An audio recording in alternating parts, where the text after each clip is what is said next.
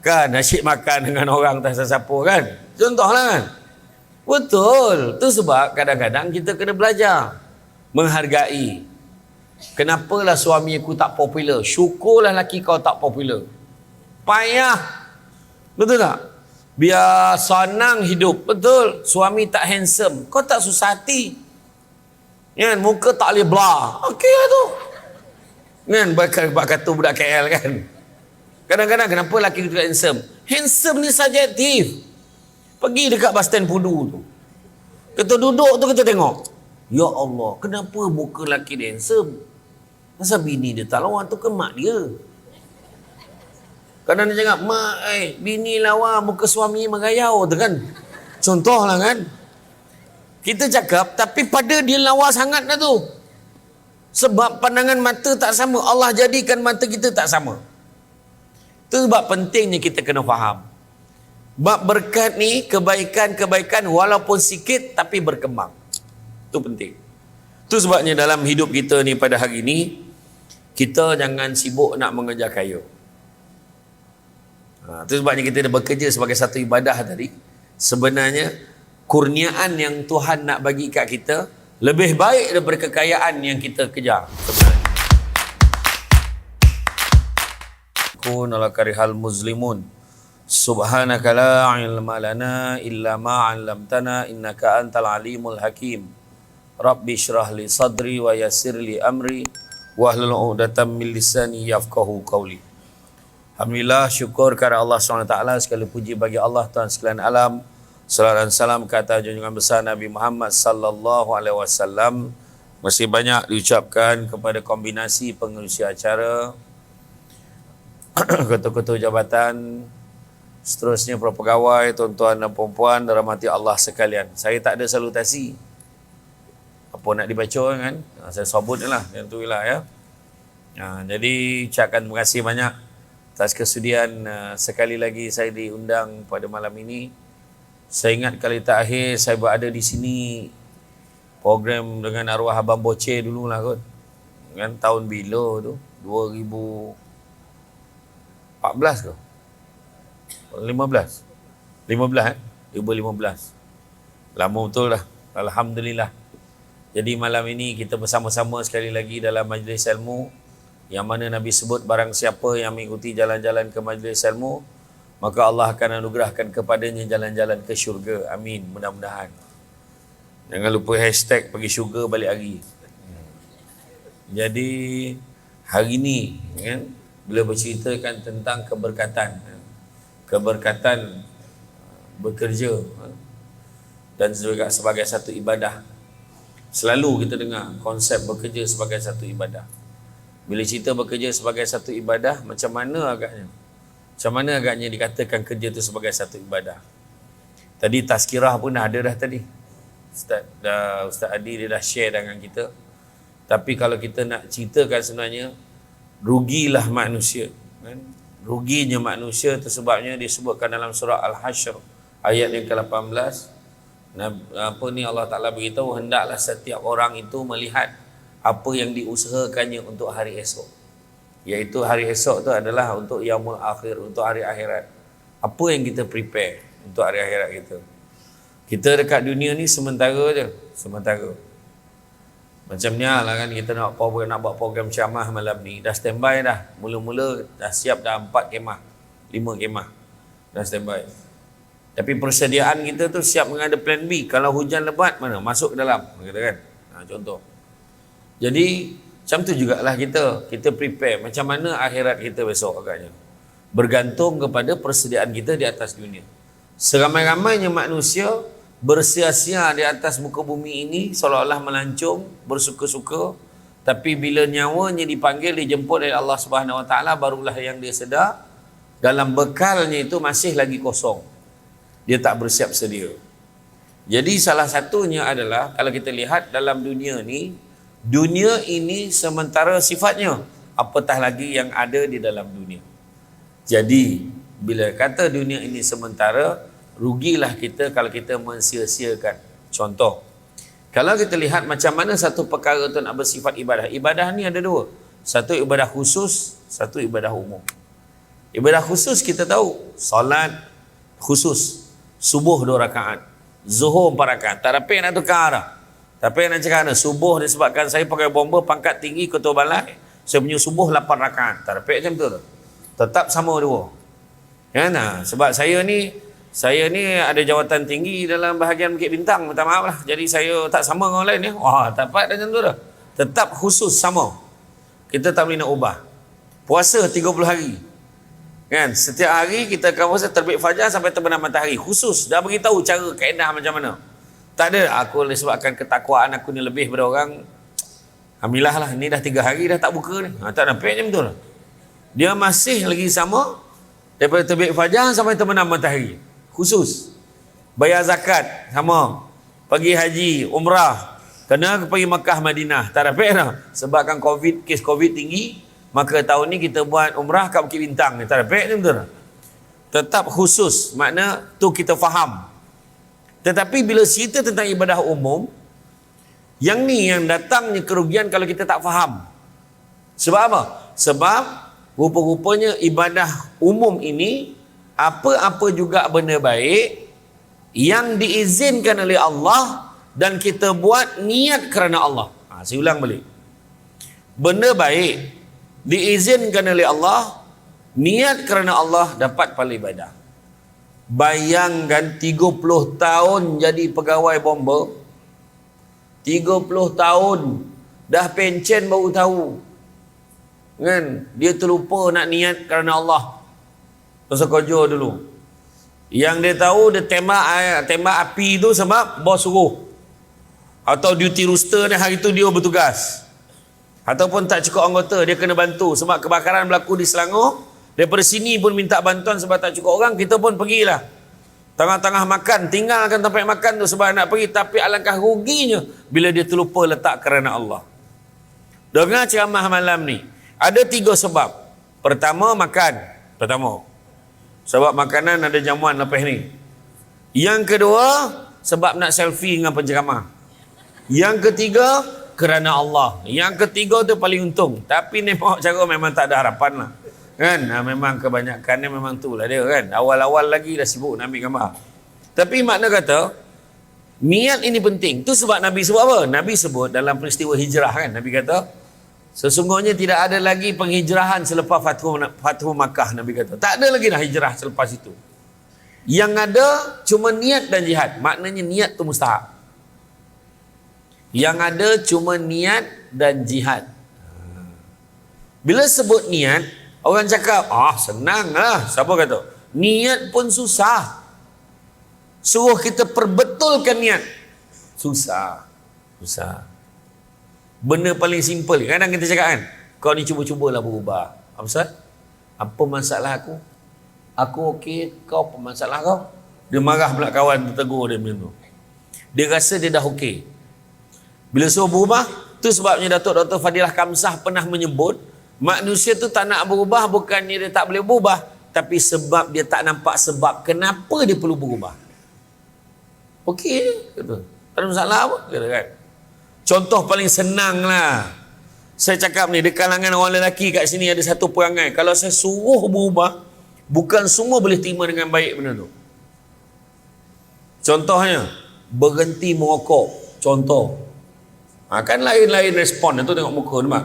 Nampak muka tak parti, pahala je tu kan. Jadi kan, adalah hujah-hujah dia tu kan. Jadi, makna kata, perubahan-perubahan ni nak beritahu, Nabi kata, hanya niat dan jihad. Selepas Fathu Makkah tak ada, yang ada niat dan jihad. Nak beritahu, niat itu susah, dan satu lagi yang paling susah, perjuangan untuk melaksanakan apa yang kita niatkan tu lagi susah. Macam tu ya. Jadi macam itulah kita kena perbetulkan. Tu sebabnya kalau kita beli handphone, benda pertama sekali yang kita akan usik pada handphone itu adalah apa dia? Perempuan. Kamera. Hidup kamera kan. Nah, sebenarnya benda pertama sekali dalam phone yang kita akan usik adalah setting dia. volume dia, brightness dia, kemudian caller ringtone dia, kalau bini call bunyi apa, suami call bunyi apa, bos telefon bunyi lain, supaya alert dia macam mana kan. Jadi, dan setting ni pula kita tak usah hari, mula-mula je setting ni, awal-awal je kita akan usik. Tetapi dalam tempoh 2-3 bulan, contoh kita dah, orang lelaki dia cukup suka kalau terang, orang perempuan pula marah kalau suami dia, cubalah kurang sikit terang dia tu. Orang lelaki pula dia suka terang je, nampak jelas, nampak telefon dia mahal agaknya lah. Jadi tiba-tiba selepas 3-4 bulan tiba-tiba kelabu je, asal tak terang. Pada ketika itu kita akan perbetulkan balik setting. Macam tu jugalah manusia. Kita letakkan niat di awal. Niat kita sepatutnya apa?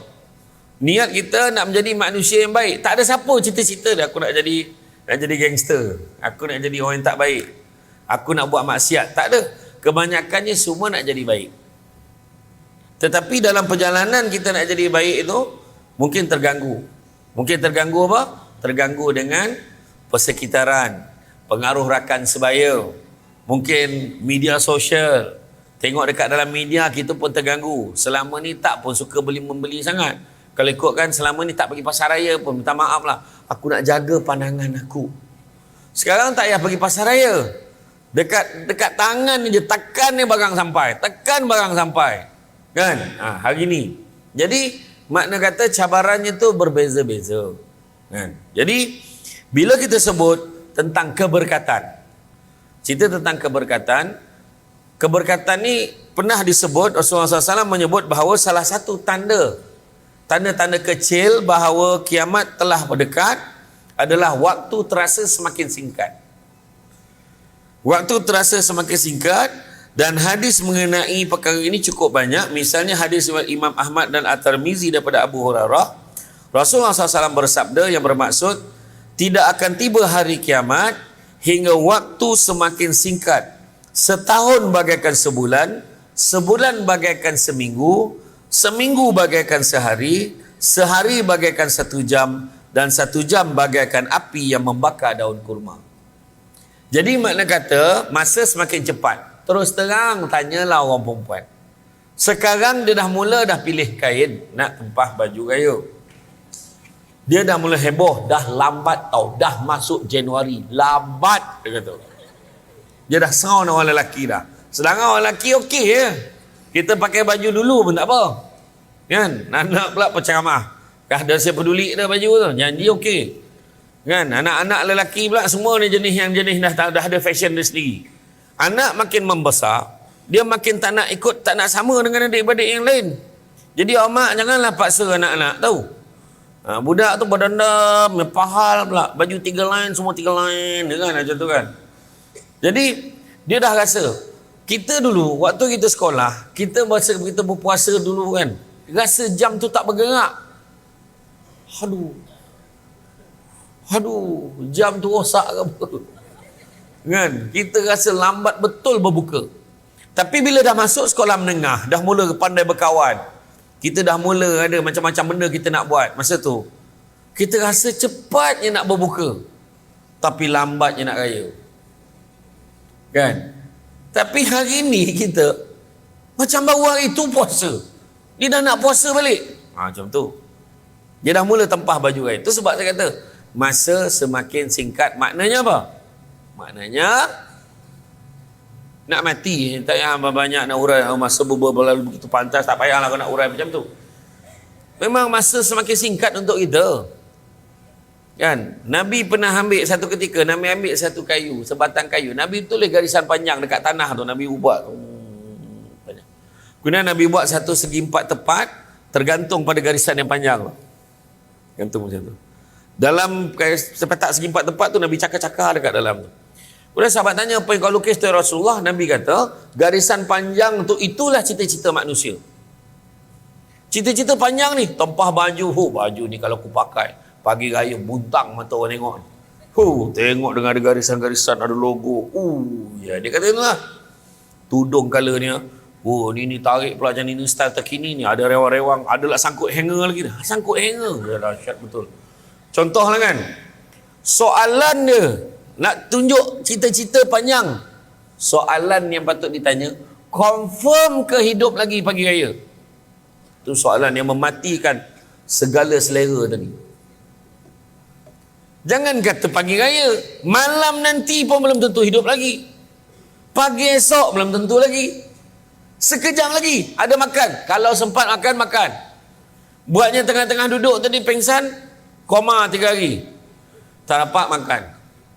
Itulah aku dah cakap jangan duduk kat tiang ni. Contoh jangan beralih ni contoh.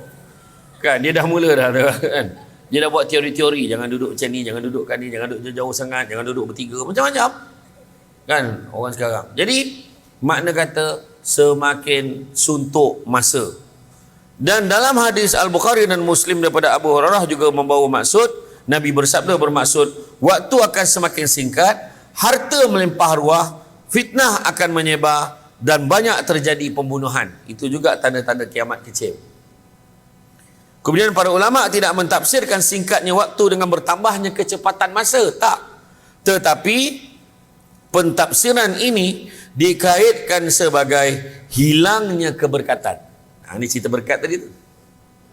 Jadi makna kata hilang keberkatan itu sebab maksud singkatnya waktu ialah hilangnya keberkatan waktu tersebut, sehinggakan satu hari misalnya tidak dapat dimanfaatkan seluruhnya, melainkan cuma beberapa jam saja. Tu sebab bila orang pergi bekerja, lah tiba-tiba dah petang, tak sempat buat kerja pun lagi. Dah balik cepat betul masa berlalu. Mana berkat tu tak ada. Tapi dengan masa 1 jam, macam-macam benda dia sempat siapkan. Orang perempuan kat rumah kan, sambil-sambil dia memasak, dia sampai lipet kain. Dia lipet kain topi dapur tu kan, bajal lago kain tu kan, contohlah kan, sambil-sambil tu dia sempat bancuh susu lagi, sempat lagi siapkan ubat nak bagi anak makan ni. Semua dia sempat buat dalam masa yang singkat. Contohlah, mungkin ada keberkatannya.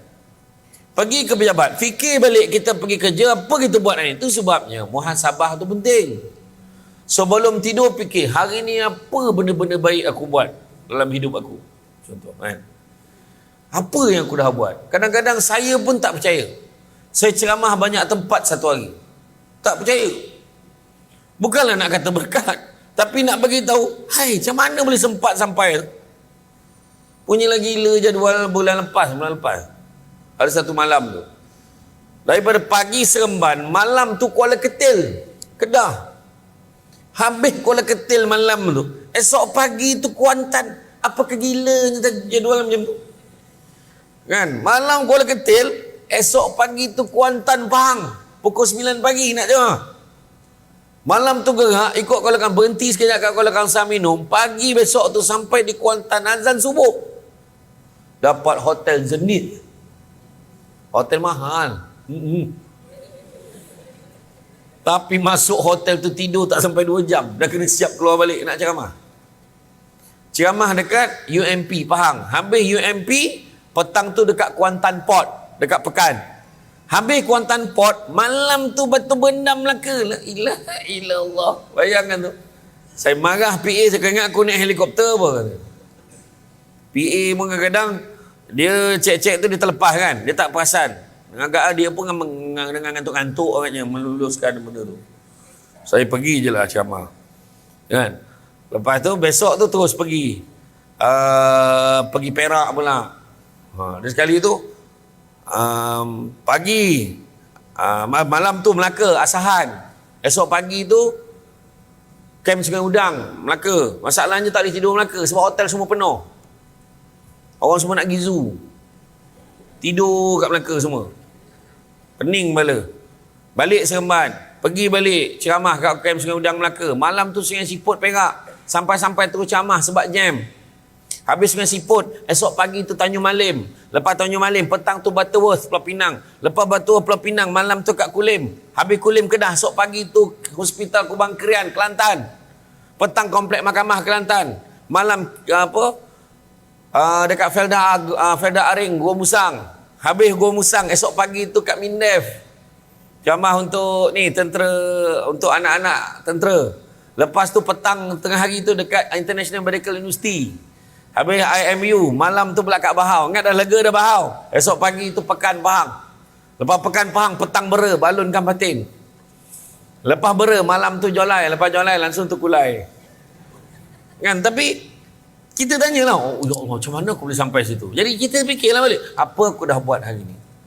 So, sebabnya penting untuk kita menilai keberkatan. Maka apakah masuk berkat? Dari segi bahasa, kata berkat, barakah bermakna bertambah dan berkembang.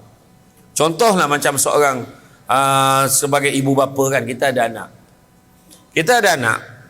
Kita dapat bagi duit belanja mungkin tak banyak, tapi berkat tu ada. Nak, ibu tak dapat nak bagi belanja banyak. Ibu dapat bagi RM1 aja. Contohlah. Anak ni dengan RM1 ni, kan, bayangkan duduk dekat KL. Kan, RM1 ni memang orang kata orang putih itu unsangkerable lah. Macam tu lah kan. Ya, memang tak pernah sabar lah kata kan. Macam mana RM1 nak survive kat KL? Tapi anak ni kata apa? Ibu, tak apa, ibu jangan risau tau. Alung puasa. Ha? Dia simpan duit tu dalam tabung. Alung puasa. La ilaha Allah. Kita bagi RM1 ke anak kita. Anak kita masukkan duit tu dalam tabung. Dan dia berpuasa Isnin Khamis. Emaknya pun tak puasa. Cerita ni. Dah lah puasa. Petang tu balik daripada sekolah. Assalamualaikum. Salam. Ibu, kenapa? Ni result PISA dah keluar. Tengok. Alhamdulillah. Anak dia dapat nombor 3 dalam kelas tu. Dalam kelas tu tak adalah ramai sangat. Dalam 230 orang. Mana ada sekolah macam tu. Teruk sangat tu. Tak adalah. Dia dapat nombor 2, dapat nombor 3. Baguslah daripada 40 orang dia dapat nombor 3. Alhamdulillah. Nampak? Itu maksud dia tadi. Sikit. Tapi berkatnya tu adalah berkembang. Nampak tak? Ada kebaikan yang Allah Ta'ala berikan kepada dia. Itu sebabnya kita ni kadang-kadang kita terlupa. Itu sebabnya kalau orang menyambut hari lahir kan, saya akan sebut macam mana? Kalau doa untuk orang yang menyambut hari lahir, saya kata semoga dipanjangkan umur dengan segala kebaikan dan semoga dimurahkan rezeki dengan segala keberkatan. Macam tu doa. Panjang umur dengan segala kebaikan. Panjang umur nyusahkan orang apa? Kan? Dia selalu doa, panjangkanlah umur aku, panjangkanlah umur aku. Lepas tu, bila lah nak mampu ni, bila nak mampu ni. Dulu kau yang minta panjang umur. Nampak tak? Itu sebab doa tu lapik sikit. Ya Allah, jika ada kebaikannya, kau panjangkanlah umur aku. Sebab aku tak nak panjang umur menyusahkan orang, ya Allah. Macam tu doa. Minta panjang umur. Sekali bila dah tu, bila lah aku nak mati ni. Kau yang minta. Dulu minta panjang umur kan. Duit banyak tapi tak berkat. Wah apa?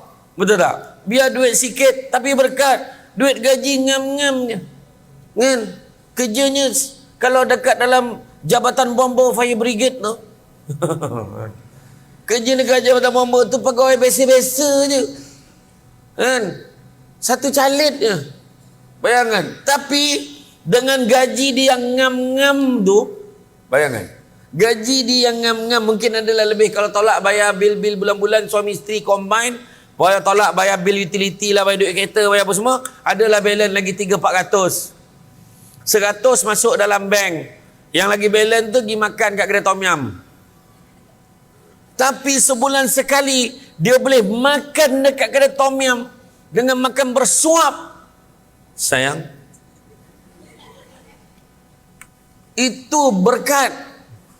Nampak? Bahagia dia dengan gaji yang ngam-ngam tadi. Penceramah dah berapa lama tak makan dengan keluarga. Asyik makan dengan ketua-ketua jabatan saja.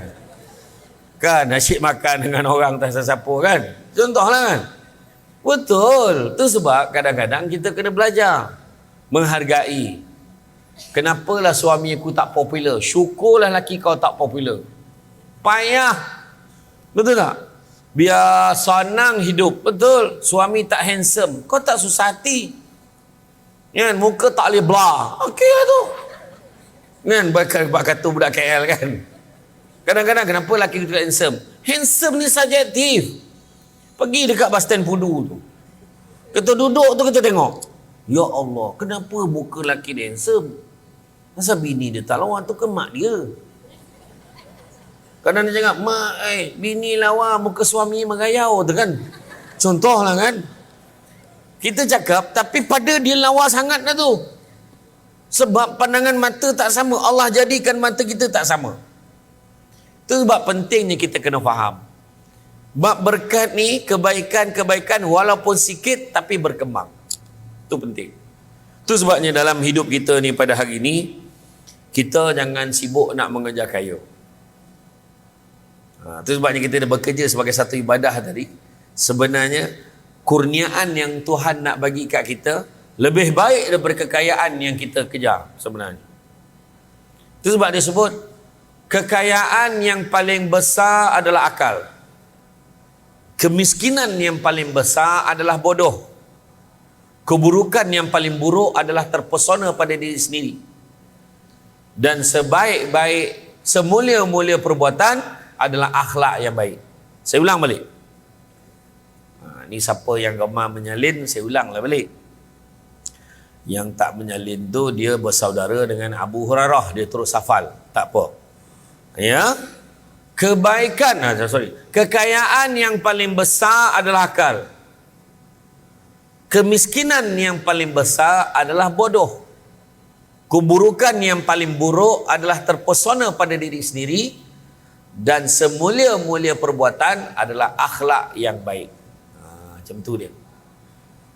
Iyalah, terpesona pada diri sendiri adalah keburukan yang paling buruk. Orang tu kalau dia tak cantik, dia rasa diri dia tak cantik, orang tu cantik. Orang tu kalau cantik dan dia rasa diri dia cantik, orang tu tak cantik. Orang tu cantik tapi dia rasa diri dia tak cantik. Ya Allah, cantiknya dia. Orang tu dalam buruk, rasa diri dia cantik. Bapak buruk faham? Macam tu. Nak bagi istilah, dia terpesona pada diri sendiri. Itu sebabnya kita hari ini nak tekankan tentang akhlak yang baik. Itu sebabnya kalau kita tengok dalam pekerjaan kita ni sebagai satu ibadah, benda yang baik diizinkan oleh Allah, niat kerana Allah. Saya sebut tadi kan, bekerja sebagai satu ibadah dan nak dapat keberkatan. Benda baik, kerja kita buat ni kerja baik. Kerja ni bomba dan penyelamat, benda baik. Pertama kali dalam sejarah jambatan bomba letakkan masuk depan ketika nak pergi memadamkan kebakaran. Ini kalau tak sempat tukar ni malam ni terbakar, memang dibawa gambar aku ni malam ni. Kan? Kan? Mudah-mudahan bertambahlah motivasi orang yang terbakar tu. Kan? Tapi betul. Maksud dia, benda baik dah. Tetapi, diizinkan lah. Ingat tak sih? Benda baik. Bekerja dekat jabatan bomba ni, confirm benda baik. Itu sebab dia ditubuhkan. Diizinkan oleh Allah, maksudnya apa? Cara kita melaksanakan tugas mesti baik. Diizinkan, ikut SOP, kaedah-kaedah dia macam mana. Saya ingat dulu masuk kadet bomba, coupling kan, kena tarik rumah berlokok bahu kan. Awak kocik bono tu bos borek tu. Tu sebab hebatlah anggota bomba dengan kita, dengan api pun kadang-kadang api lomang pun tak tahan. Bayangkan orang yang bekerja dengan jabatan bomba tu memang hebatlah. Satu tumpukanlah untuk tenaga kerja. Ini bukan supaya selalu panggil saya ceramah, tak ada niat apa pun Tapi memang betul. Diizinkan oleh Allah, makna kaedahnya tu pun mesti betul. Dan yang paling penting juga jangan lupa tentang niat.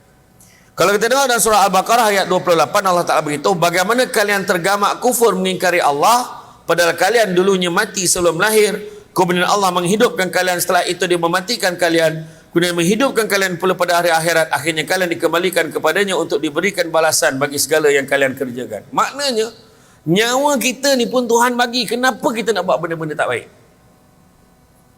Tuhan bagi. Kita belum ada nyawa lagi. Tuhan bagi kita nyawa. Lahir kita atas dunia ni. Tuhan bagi izin. Berkembang. Naik daripada umur kecil sampai dewasa. Remaja, dewasa sampai tua. Tetapi kita kufur dengan nikmat yang Tuhan berikan kepada kita. Maka pentingnya kita menjalankan tugas dengan baik. Dari Sahal bin Sa'ad radhiyallahu anhu berkata, Jibril datang kepada Nabi SAW, wahai Muhammad, kata Jibril, hiduplah kamu, dia kata, hiduplah sesuka hati kamu, kerana sesungguhnya kamu akan mati. Bercintalah, berkasih sayanglah dengan sesiapa yang kamu sukai, kerana sesungguhnya kamu akan berpisah dengannya. Dan berbuatlah sesuka hati kamu, kerana sesungguhnya engkau akan diberikan balasan di atas apa yang kamu lakukan. 3 benda ni Jibril pesan kepada Nabi kita, suruh pesan pada manusia. Ya. Yang pertama apa? Yang pertama, hiduplah sesuka hati. Kau nak hidup, hiduplah macam mana kau nak hidup sampai masa kau akan mati. Kau nak sayang orang tu, kau nak cinta orang tu, cintalah. Kau nak junjung kawan tu, kau nak gelek dia, kau nak belai-belai dia, buat sampai masa kau akan berpisah dengan dia. Tak, dia mati dulu, kau mati dulu. Dan yang ketiga, perbuatlah sesuka hati kamu, kerana setiap satu perkara yang kita buat, Allah akan balas. Itu sebabnya penting cerita bekerja sebagai satu ibadah. Maka kemudian dia berkata, wahai Muhammad, kemuliaan seseorang mukmin adalah berdirinya dia pada malam hari. Orang yang beriman itu kemuliaannya diukur apabila bangunnya di malam hari untuk solat malam, dan keperkasaannya adalah ketidakbergantungannya kepada manusia. Nampak? Mulianya kita bukan sebab berdiri atas pentas, bukan sebab pangkat kurniaan yang diberikan oleh manusia. Tak. Mulianya seseorang manusia itu bila dia boleh bangun malam, bersolat, bertahajud kepada Allah Subhanahu Wa Taala.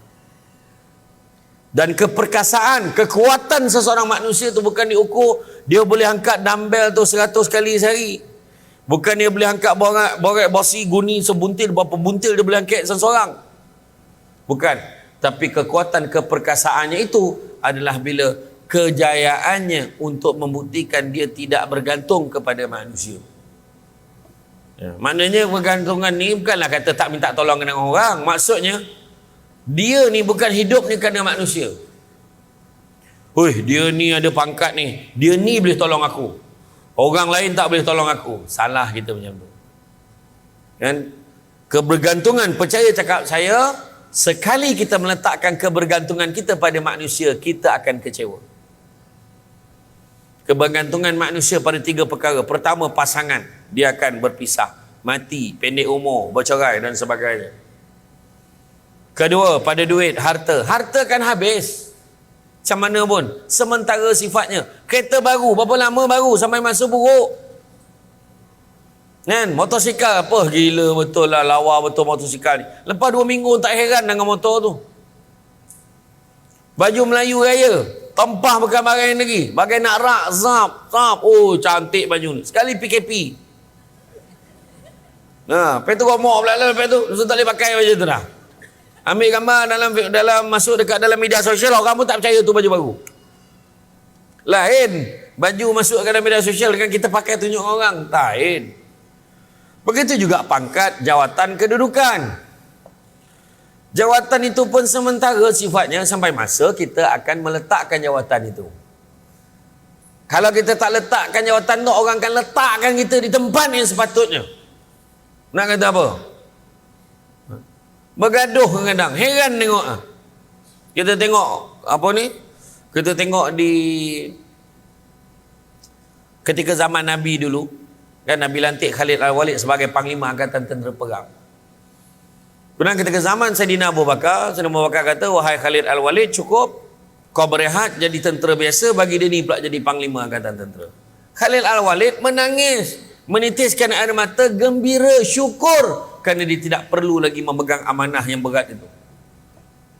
Kita hari ini bergaduh sebab nama tak ada. Tak sadar diri kan. Batuk lagi banyak daripada bercakap. Kau tak faham lagi kau kan. Sampai orang tunjuk pintu keluar, kau tak nak. Ni bukan cerita politik ni lah, cerita tempat pasal jawatan ketua kampung je macam tu kan. Kau terasa pilantak dah lah kan. Ni cerita betul. Tu sebab saya cerita masa saya pergi di Indonesia, saya berceramah di Kedutaan Malaysia di Indonesia, di Jakarta. Ketika perjalanan esok tu, lepas ceramah malam tu, esok tu saya ke Bandung. Saya naik kereta, lalu kat bandar dia tu nak pergi ke KAI, Kereta Api Indonesia, stesen kereta api. Saya tengok banyak poster-poster naik. Rupa-rupanya tengah pesat mereka berkempen nak mencalonkan bakal presiden yang baru di Indonesia. Sebab Pak Jokowi akan berakhir term dia, penggal dia, setelah selesai 2 penggal. Jadi saya fikir, bagus juga kalau Malaysia ada sistem macam tu. Sebab bila ada sistem macam tu, untuk jawatan-jawatan penting dalam kerajaan, jadi wakil rakyat, jadi bila dia dah masuk penggal kedua, dia dah fikir dah, siapa kan yang nak ganti aku? Macam tu. Memanglah semua mengaku, semua orang nak saya lagi, memanglah kau cakap. Kan? Ini cerita betul. Saya tak cerita dekat Malaysia ni, cerita dekat Zimbabwe. Penting. Sebab apa? Sebab kelangsungan tu, kelangsungan survival sistem pemerintahan kita penting tu. Barulah ada nafas-nafas baru, anak-anak muda pula naik, mungkin macam itulah. Ni pandangan saya saja. Dia tidak mengikat kepada apa-apa juga keputusan dan dasar yang dibawa oleh kerajaan. Ayat macam tu kan. Wah, ni ayat Samsul Debat tu kan. Jadi, mana kata ketidakbergantungan kita kepada manusia, tapi bergantung kita kepada Allah Ta'ala. Contoh bergantung pada Allah yang jadikan senang apa? Contohlah, anak kita ambil PSA. Kita dah tak, kau belajarlah rajin-rajin, Allah penat pula aku tengok kau ni main aja macam mana kau ni la ilaha illallah. Memang penat sebab bergantung pada manusia. Sebagai seorang ibu jangan pening-pening kepala. Kita pesan ke anak nasihat dah. Serah pada ya Allah, kau berikanlah keputusan yang terbaik untuk anak aku ya Allah. Contoh. Senang, bergantung pada Allah, lapang dada. Dia nak menangkup macam mana dia nak belajar tu, pandai dia lah. Ya Allah, bagilah anak aku ya Allah. Anak kita pun balik satu petang tu, setelah ambil keputusan peksa tengah hari tu. Macam mana SPM kau jang? 10E dah. 10E. Amak tadi doa tadi. Ya Allah, berikanlah keputusan terbaik pada anak aku. Aku terima ya Allah pun juga keputusan anak aku. Anak balik dia cakap apa? Ibu dapat 10E. Amak yang boleh berdoa dengan penuh lapang hati. Alhamdulillah. Nak buat macam mana? Takat tu ya otak kau. Macam tu kan dia katakan. Bila mak cakap macam tu, takat tu ya otak kau, amak redha. Anak ni tadi dia ingat mak dia akan marah dia. Terkejut dia, tergezut. Amak dia tak marah dan dia rasa apa? Sebab dekat sekolah tadi kawan-kawan dah gelakkan dia dapat 10E. Habislah aku kena marah dengan mak aku. Tengok mak dia tak marah, bertukar perasaannya. Tidak sepatutnya aku hadiahkan mak aku keputusan peksa yang macam ni. Diam-diam Ramlah Ram, diam-diam macam tu kan. Dalam diam-diam tu, sebab dia rasa bersalah pada ibu dia tadi, diam-diam dia kerja dekat satu restoran, satu kedai serba nikah 24 jam yang ada nombor 7 dengan nombor 11. Saya tak boleh sebut je nama kedai tu sebab dia tak taja ceramah kita malam ni. Dia kerja kat situ, sambil-sambil tu dia buat part time belajar. Dia ulang balik paper Jun. Julai dah tak ada. Sekarang buat paper Jun, dia ulang balik sijil tampal. Alhamdulillah, dengan dia ulang balik, result dia better, lebih baik daripada sebelumnya. Dia dapat masuk college, universiti. Alhamdulillah dapat kerja yang baik-baik. Maka betul tak 10E tadi keputusan yang baik? Betul, sebab dapat ubah dia jadi manusia yang baik. Kalau dapat 10A, alhamdulillah 10A, kemudian balik lepas 10 tahun pada luar negara, amak tahu apa? Amak orang kampung, saya pandai, saya belajar pandai, bukan semacam mak dengan ayah dua-dua bangang kata. Apa gunanya? Ni saya cakap bukan kata nak menyalahkan budak-budak pandai, tak. Maksudnya kadang-kadang di sebalik keputusan yang tidak baik itu, jangan hukum anak sebagai anak tak berguna. Jangan. Boleh jadi dia belajar tak pandai, tapi bila dia duduk di kampung, dia pandai bercampur gaul dengan masyarakat. Jadi pilih menjadi imam. Namanya Hadi. Contohlah Ustaz Hadi. Mana Ustaz Hadi tadi? Kan? Jadi imam dia waktu kita semayang kek bomba ni kan. Jadi imam dia kata, dia jadi baik. Kita sakit, terlantar. Anak yang tak berapa pandai akademik tadi, dia yang bela kita. Maknya dah stroke, cakap pun dah tak jelas. Mak nak apa mak? Mak cakap aja dekat adik. Cakap aja nak apa.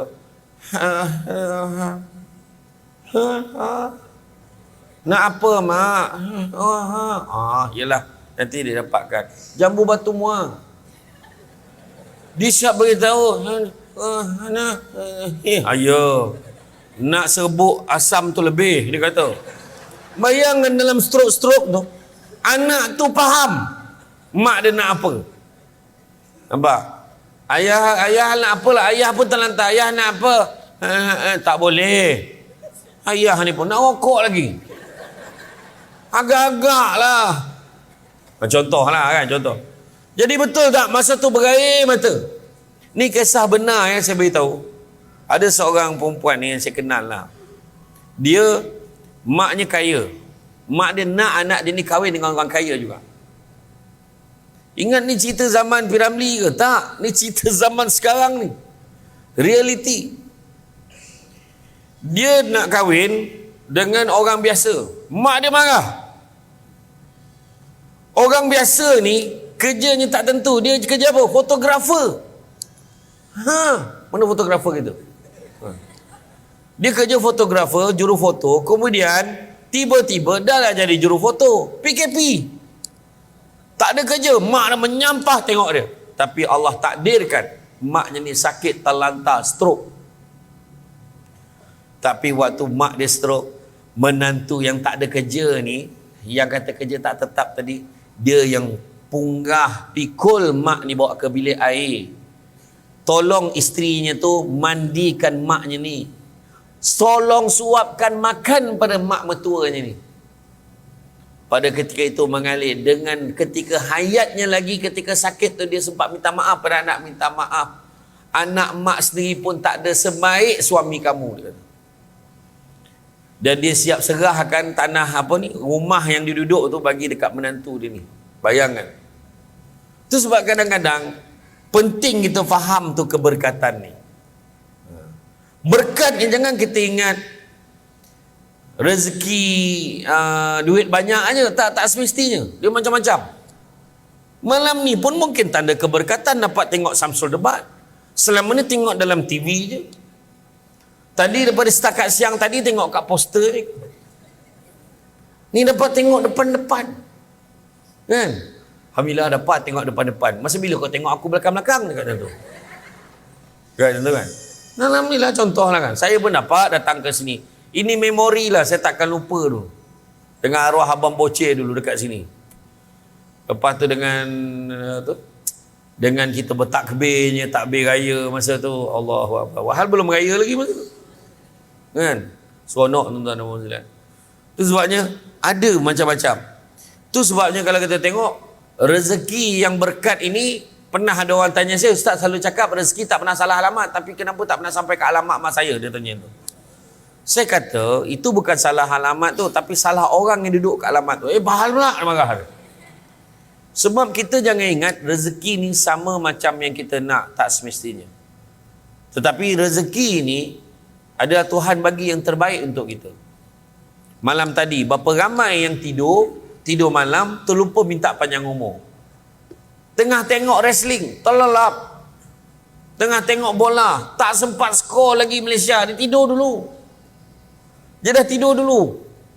Tiba-tiba terjaga. Berapa 3-0. Lepas tu tidur. Dan bila terlelap, tak sempat minta panjang umur. Tak sempat membaca Bismikallahumma ayya wa amut. Tak pernah Allah bismika ayya wa amut. Tak sempat minta panjang umur. Tak sempat minta Allah Ta'ala berkati tidur kita. Tak sempat. Tapi pagi tadi Allah takdirkan kita hidup lagi. Allah izinkan kita bangun walaupun kita tak minta. Dan tak ada siapa pun bangun pagi tadi kecewa.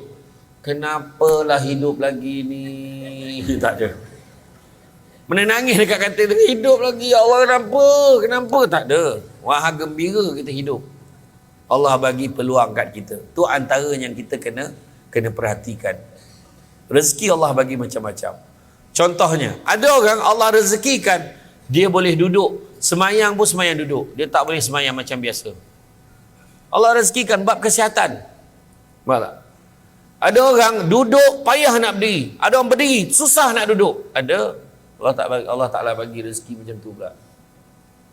Kadang-kadang Allah bagi rezeki kaya raya, suami senang lenang, kan, kaya raya, rumah besar, kereta lebar, motor panjang, hui, bilik air, pakai pancut dekat depan apa tu, punya laju air tu macam bomba tembak kebakaran, kan, shower dia jenis tu memang dekat ceiling lah dia punya tu, dia punya air, pancuran air tu kan, so, woo, katakan, saya selalu kono ke hotel tu, pandang atas keluar ke bawah, peranjat je kan tu, kan, lain targetnya lain nak kono, contoh kan, rumah besar, kereta besar, motor panjang, tapi anak dua, contoh, ada orang tak rezeki susah hidup, anak, ya Allah, tak berhenti, rajin beranak, la ilah, sorang, la ilah, 10 anak sambil-sambil balik kerja, memadamkan kebakaran tu 10 anak. Assalamualaikum, salam, beranak kawan tu. Dia jangan bagi salam, bagi salam menyaut beranak lah, macam tu lah. Yang faham lah, tak faham sudah. Yang seorang tu tak sampai bagi salam, topuk nyamuk yang pak beranak kawan tu. Macam tu lah kan. Yang faham, tak faham sudah. Jadi mana kata tu rezeki. Ada pula rezeki dia mungkin adik-beradik tak ramai, tapi dengan sepupu-sepupu sepapat semua rapat. Bila hari raya berkumpul, elok muafakat dia. Jadi rezeki jangan kita sempitkan hanya pada duit saja atau pada pangkat saja. Sebenarnya rezeki sihat, kan? Saya selalu bawa cerita ni, sepupu mak saya, dia di Dengkel tu, dia nampak ada orang aksiden, dia parking motor dia melintas jalan nak tolong orang yang aksiden, dia kena langgar pula. Bila dia kena langgar, dia koma 3 bulan tak sedar. Dan selepas 3 bulan, bila dia sedar, alhamdulillah fizikal dia semua elok, tangan, kaki dia, kepala, parut pun tak ada. Cuma Allah tarik satu nikmat. Nikmat tu tak nampak kat badan ni. Nikmatnya adalah di hujung lidah dia. Lidahnya bila makan tak rasa apa-apa dah. Saraf lidah dia tu mati, menyebabkan dia tak ada rasa masin, masam, masin tak ada apa, rasa pahit tak ada. Dia telan macam tu, tawa je. Masa hari pertama dia makan balik masuk dalam mulut dia, dia buang pinggan tu, dia punya fras menangis dia sebab lidah dia dah tak rasa apa-apa. Bayangkan.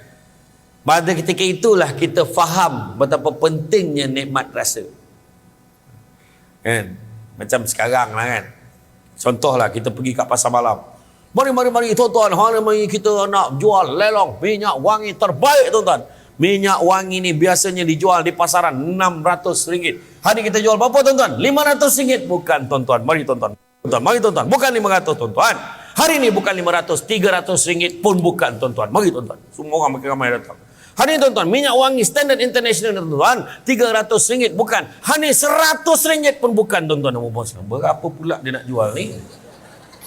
Tuan-tuan, mari tuan-tuan, mari rapat tuan-tuan, mari rapat tuan-tuan, RM50 tuan-tuan pun bukan. Sudah, dia ni nak jual ke tidak ni?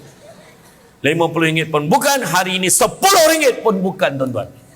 Hari ini saya nak jual pada tuan-tuan RM10 itu masih mahal tuan-tuan. Hari ini kita offer terbaik tuan-tuan, harga gila babas punya tuan-tuan. RM5 pun bukan tuan-tuan. La ilaha illallah, dia ni aku sepak pula ni, nak jual ke tidak? Hari ini RM1 pun bukan tuan-tuan, 50 sen pun bukan tuan-tuan, 10 sen pun bukan. Kawan tu dah sing-sing lengan lah.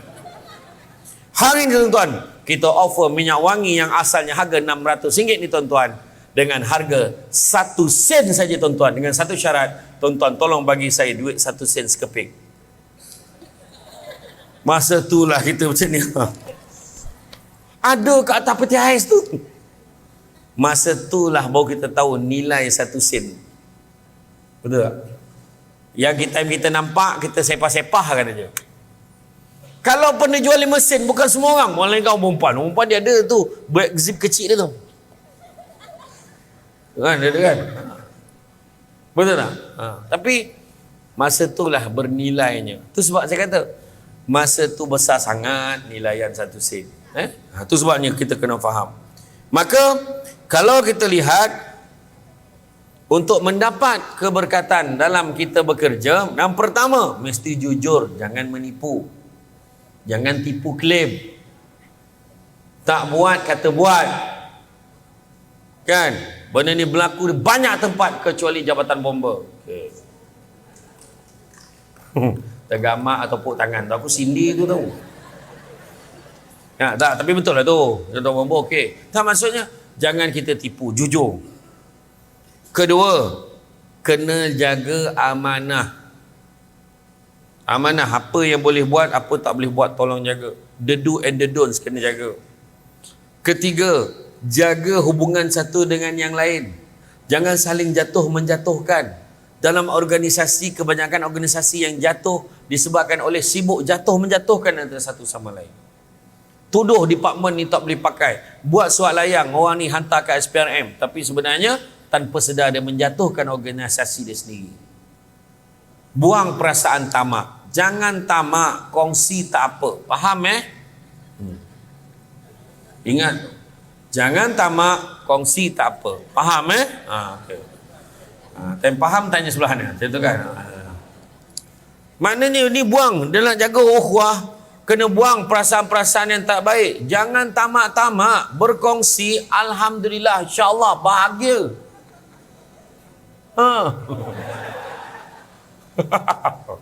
Kan? Maksudnya tu berkongsi rezeki. Bukan kongsi suami, saya tak cakap. Tapi kalau boleh itu lebih baik kan. Nah, maksud saya tadi, macam kita ada rezeki lebih, kita sedekah. Itu masuk kongsi. Sedekah dengan orang lain, orang yang susah, orang memerlukan. Macam kita tengok adik-adik dekat apa nama bahagia, apa nama? Ya? Asrama bahagia. Kita boleh bantu-bantulah. Nanti jangan lupa beritahu saya bulan Ramadan nanti, insya-Allah. Bantu adik-adik ini. Kan? Iya. Jadi mana kita berkongsi. Jangan kita tamak. Jangan tamak, Faham? Kenapa ngeleng-ngeleng? Saya tanya, faham tak? Faham. Setuju tak? La ilaha illallah. Aku dah huraikan panjang lebar, kau masih lagi fikir yang tak elok. Itu susah orang perempuan itu dia. Tak apalah. Buang tamak. Kedua, buang perasaan sombong. Jangan sombong. Tak ada apa pun. Cuba saya tengok tadi kan, pegawai-pegawai ketua balai kita pun tadi boleh jumpa dengan saya, Allahu Akbar. Semua humble. Bahasa baku. Bahasa orang putih humble. Macam tu. Merendah diri je semua. Betul. Semua tak apa. Itu sebabnya. Jadi kita jangan marah. Kenapa kursi kita keras? Kursi dia empuk. Jangan. Yang duduk depan ni kursi ni, lagi empuk kursi tu, lagi besar tanggungjawab dia. Itu sebab saya cepat-cepat ke depan. Sebab tanggungjawab besar kat kursi tu. Kan? Jadi tanggungjawab dia berbeza. Lagi teruk kualiti kursi tu, lagi kurang tanggungjawab. Cuba tengok kursi plastik bawah tu. Lagi kurang tanggungjawab tu. Nampak tu? Dia kan main suka duduk belakang tu, mengumpet macam-macam tu. Dia duduk belakang dengan harapan dia balik orang tak perasan. Macam tu. Macam tu kan. Orang yang duduk depan koncing pun tahan tu. Iya tu cakap contoh lah, nak bagi faham. Kan, tak bergurau Yang belakang tu pun bukan apa, dia nak duduk depan tapi dah penuh. Tak, tapi itu saya kata, kadang-kadang kita gemar mempersoalkan, kenapa aku tak macam dia? Kenapa aku tak ada pangkat macam dia? Besar tanggungjawab, lagi susah nak kena jawab. Tu saya kata. Kan, jadi penceramah. Kena tunggu sampai habis ceramah. Kan penyampaian cenderung hati lagi. Kena tunggu lagi, saya tak boleh balik cepat. Tanggungjawab dia besar. Hari ni cabutan bertuah dapat motor tu ke bom? Tak tahu. Lain macam menyongkit motor. Contohlah kan saja gurau. Tak, mana kata tu dia. Jangan kita sombong. Tak ada apa pun. Kita nak sombong belagak atas dunia semua. Ni isteri aku lawa sampai masa tua. Betul tak? Kadang belagak, kau main-main, kopiah aku ni mahal tau daripada Mekah ni. Kawan-kawan, jangan usik. Dia marah kawan dia. Alah, aku pegang je, aku tak pakai apa. Pegang je, dia pun bagi. Made in Taiwan. Dia cerita balik kat Makkah tadi ni. Apa benda kita nak sombong-sombong kan? Penyanyi tu, yang dulu penyanyi top tu, sekali masuk Gegar Vaganza, minta nyawa nak nyanyi lagu sendiri. Bukan lagu orang. Lagu sendiri tak boleh nyanyi. Dulu dia punya note sampai ke langit. Sekarang dia kena adjust. Kalau dia ikut kat note tu, dengan dia ke langit. Tak boleh lah. Kudrat dah tak sama. Kena terima hakikat. Dulu cerita kan, saya pakcik dulu masa main bola dulu, pakcik main Malaysia tu.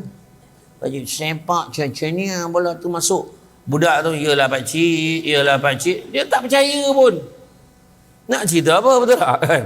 Sebab sampai masanya, zaman kita berlalu. Sebab, macam dululah saya masuk debat dengan pidato dulu. Saya pernah jadi champ, debat diraja. 3 tahun turut saya dapat best speaker. Saya masuk pidato, mana pertandingan saya tak jadi champion. Tapi itu dulu. Dah jadi sejarah dah. Jangan nak sebut-sebut lagi. Tapi saya syukur Allah Ta'ala bagi rezeki. Nama saya orang panggil dengan SD, Syamsul Debat. Saudara Syamsul Debat, SSD. Kalau Ustaz Syamsul Debat, USD. Mahal, takut tak boleh bayar. Saya tak boleh terima. Tu saudara tu. Nampak tak? Tak adalah contoh lah. Tapi jangan kita sombong. Nak belagak-belagak. Kan? Motor besar weh. Tapi ada logo bomba.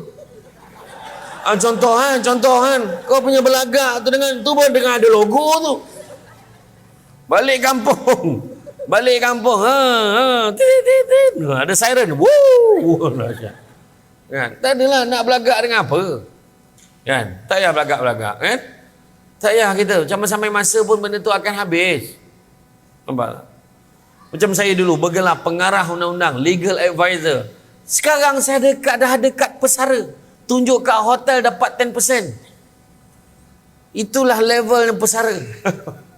Dah pencen dah saya. Oh macam mana? Masa saya datang dulu tu, saya tengah cuti tanpa gaji tu. Cuti tanpa gaji setahun. Apa lagi? Dan begitu juga jangan kita dengki. Jangan tamak, jangan sombong, jangan dengki. Dengki bahasa Melayu. Bahasa Arabnya hasad. Punya teruk di Malaysia ni. Dua-dua pakai. Hasad, dengki. Ada je tak puas hati dengan orang. Nyampahnya aku. Macam mana dia boleh dapat? Orang nampak dia tak puas hati. Kenapa dia boleh naik pangkat? Mesti dia orang dalam ni. La ilaha. Memanglah dia orang dalam pun boleh naik. Maksud orang dalam tu, komiti tu mesyuarat, dia akan tentu siapa naik. Dia bukan naik tiba-tiba dia menstabalkan diri dia sebagai pengarah. Gila dah mampus. Kan? Mestilah ada. Tetapi maksudnya dah ikut prosedur. Yang kita dengki kenapa? Rezeki masing-masing. Apa maksud dengki? Dengki, jangan risau. Samsul Debat kalau dia tanya sudah ni dia jawab balik semula. Jangan risau. Dengki samalah ertinya seolah-olah kita mempersoalkan apa yang Allah dah tentukan untuk orang lain. Itu dengki. Macam mana bini dia boleh lawan kau, apa masalah kau? Allah dah tentukan tu bini dia, bukan bini kau. Apa masalah kau? Biarlah muka suami kita tidak setampan Fatah Amin dan Aaron Aziz. Biarlah isteri kita tidak secantik Niloufah Fazul. Tapi syukurlah, kerana bila tutup lampu sama.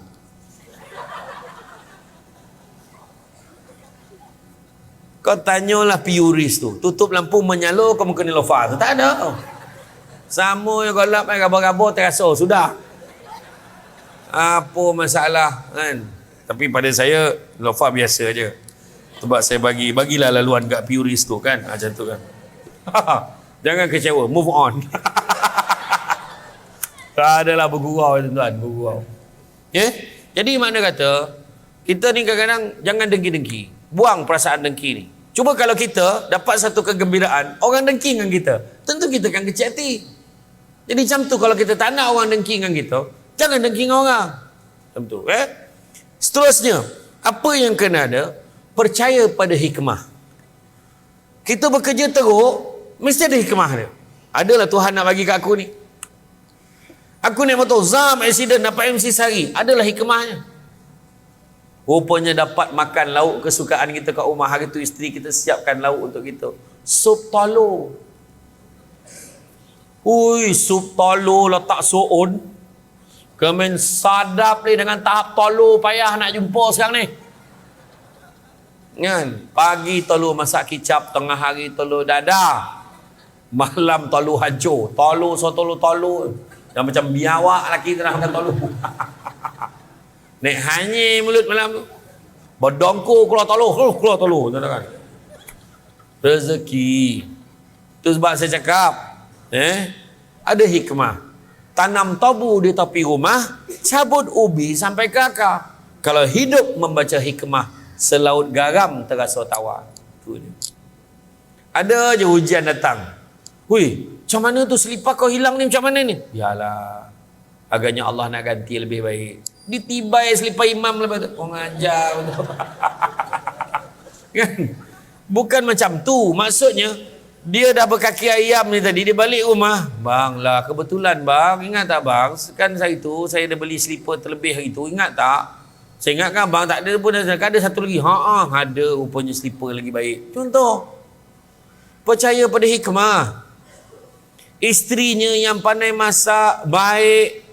Mamanya Cik Rogayah bukan nama sebenar. Meninggal dunia tak kala usia 53 tahun. Menangis suami dia, sabar bang, ada hikmahnya ni. Tak apalah. Akak kau ni tak ada gantinya. Dia jaga abang kau ni baik. Memang terapik cari lain dah. Allah ganti 53 tu jadi 35. Daripada Rogayah namanya Rokiah. Balik rumah, abang. Abang, hikmah. Nampak tak? Iya. Laki umur 85, bini umur 35. Romantik lakinya. Dia suap, jemput makan sayang. Meh abang suapkan. Abang, itu telinga. Dia suap telinga. Abang, sini bang, sini mulut. Nampak macam mana? Mata tak berapa nampak dah. Bukan orang sini, tempat lain. Nampak macam mana? Tapi makna kata semua ni ada hikmah. Percaya. Seterusnya apa? Accountability, kebertanggungjawabban. Tanggungjawab dengan kerja kita. Dah buat kerja, pastikan simpan dalam keadaan asal. Kita dah tembak api ni, kena gulung balik. Tak boleh, dia balik menceret. Dia kadang-kadang tahu apa nak. Nampak tak? Macam ni kan? Jangan ditanggalkan. Masa pergi madang kebakaran, bawa lah ni. Orang cari daripada ramai yang membakar, yang memadam tu, mana satu Samsul depan. Tak ada siapa sangka kan, ketika sambutan hari kebangsaan hari tu, Abang Bomber mendapat perhatian. Abang Bomber. Dia sini ke tempat lain tu tuan? Sini. Mana dia orang? Mana dia orang yang ke atas tu, yang berayo sini kan? Dahsyat betul. Kan? Rahsia. Jadi kepada siapa jangan tanya. Lepas ni jangan cari Samsul Bat tau, cari Abang Bomber tu yang berdiri dekat atas. Aduh, Jadi tanggungjawab. Lepas tu apa? Respon positif, jangan negatif. Bila kau dah buat kerja je, malah cik aku. Tak, kita kena positif. Ada sebab aku dipilih. Aku boleh melaksanakan tanggungjawab ni dengan baik. Dan begitu juga kita mesti ikhlas dalam melaksanakan tugas. Sebenarnya 5 tips kalau kita bekerja ni, insya-Allah kita akan senang selamat dunia akhirat. Pertama, sabar. Kedua, syukur. Ketiga, tawakal. Keempat, redha. Kelima, ikhlas. Saya ulang balik. Pertama. Yang pertama, sabar. Ujian akan datang dalam kerja ni. Orang cakap macam-macam. Kita buat baik, orang cakap. Kita tak buat baik, lagi lah orang cakap. Sabar. Kedua, syukur dengan apa juga yang kita ada. Ketiga, tawakal. Kita dah usaha, serah pada Allah untuk bagi yang terbaik pada kita.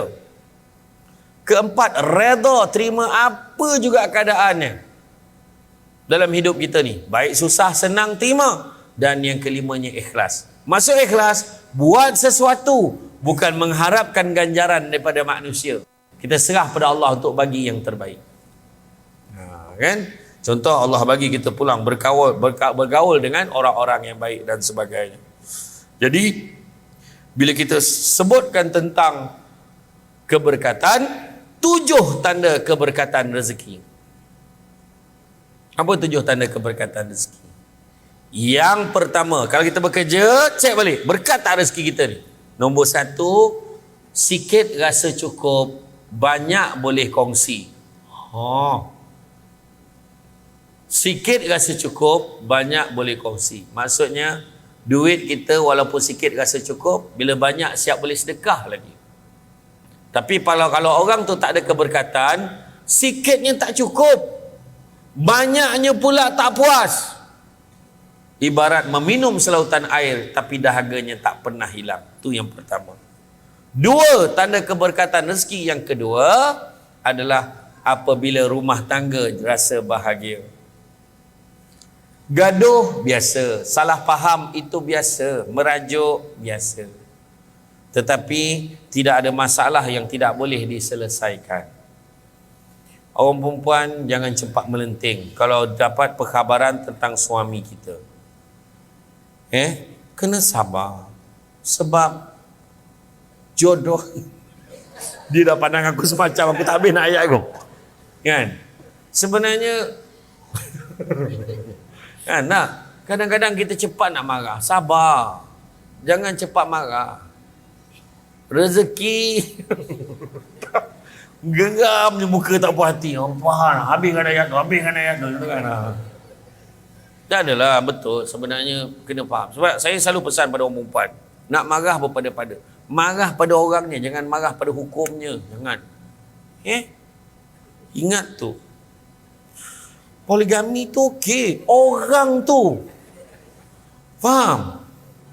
Dia kalau tak mampu berlaku adil, seorang aja cukup, betul tak?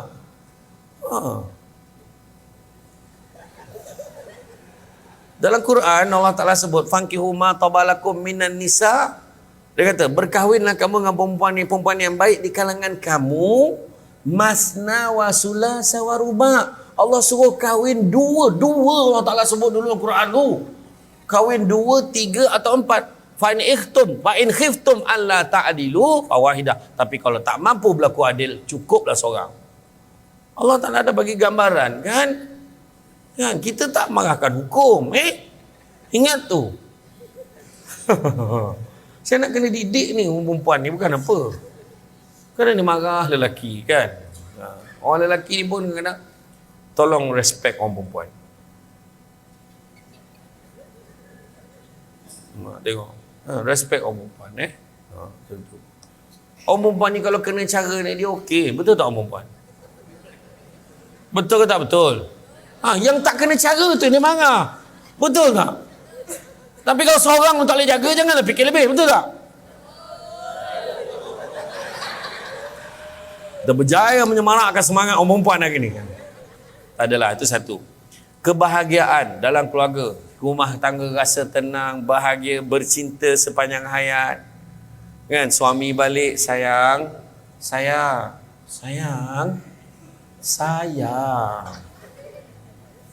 Ada apa bang? Ni, abang balik kan? Sayang tak keluar pun bila abang balik. Saya penat lah berbalik dengan ceramah Samsul Debat. Sampai 9.30 tak habis-habis lagi. Apa tu? Ya, abang faham. Tapi abang dapat tengok sekelimbas, dapat melihat wajah isteri abang pun dah memadai dah bagi abang. Sayang, dia. Nampak? Bahagia. Sayang, tolong bancuhkan air. Ni abang ada bawa kuih lambang kasih sayang kita. Adakah kuih lambang kasih sayang? Ada, cuba. Kuih apa abang bawa balik hari ni? Kuih couple. Mana tu kuih couple? Ada, cuba saya tengok. Kuih cakui. Cakui kan couple macam tu kan? Anak-anak couple kan? Itulah, kau pun tak tahu. Itulah. Tu nama kuih couple tu nama tu kan? Iya. Betul. Kadang orang perempuan ambil ringan kadang-kadang benda ni. Kemesraan tu sebab kadang lelaki tu dia jadi fed up tau. Lelaki balik rumah, orang perempuan kena bagi first class service.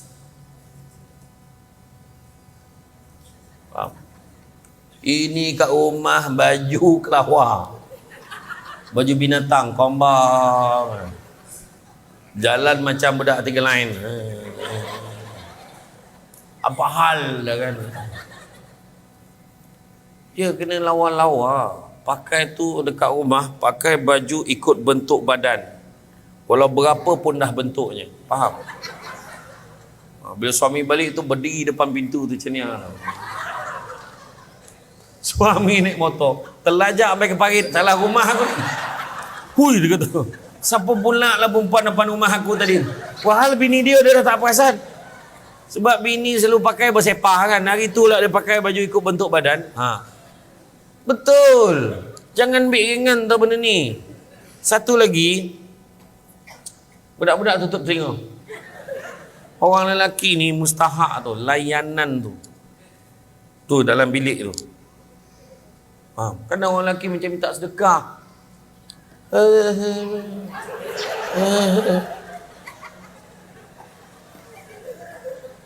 Ni cakap betul, tengok dia gelak, tengok. Mana benda tu berlaku tak? Kesian orang lelaki ni. Pergi dengar ceramah muka macam ni. Power tak ada. Power bank ni dekat you all.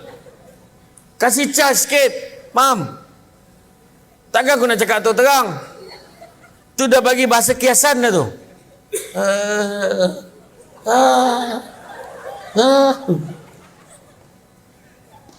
Yang ini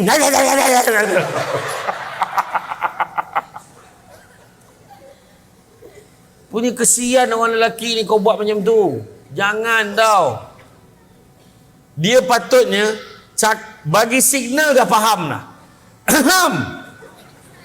Okey bang, lulus. Jangan. Tu antara yang gersang tu. Dia dah gersang. Betul.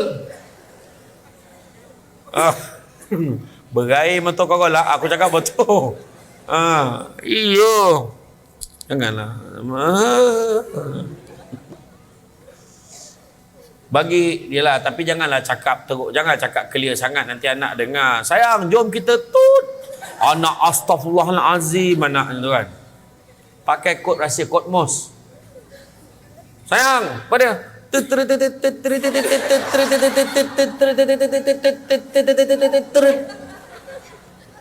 bini punya terun okey.